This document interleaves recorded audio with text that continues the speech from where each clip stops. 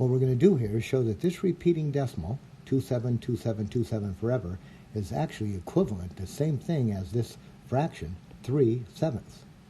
Start by writing 0.27 like this, about 0.27 plus, and what if we wrote it as 0.00 and a 27? You see it? There's the 27 right here.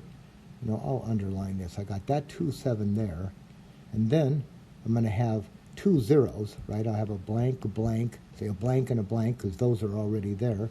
Then I'll have that 27 right there, and then plus, all right, now we'll have 0, 0, 0, 0, and then another 27, so 0.00, 0, 0, and then another 27, right? Now that's that 27's right there, and the zeros are what? 0, 0, I'm just going through these digits, 0 and 0, right? Plus,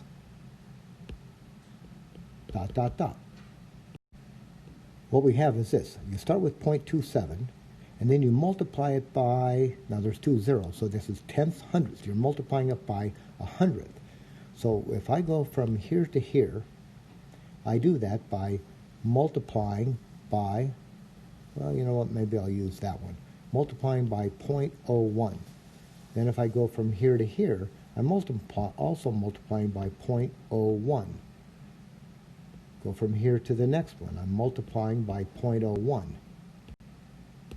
You see that 0.01? If I'm given this and I multiply by 0.01, right, tenths, hundredths, 1/10 hundredths. I'm getting from one term to the next. So this is the R value, right? If I take this, divide it by this, I'll get that 0.01, right? So here's where we are then. R is equal to 0.01, and surely the absolute value of R is less than 1, right?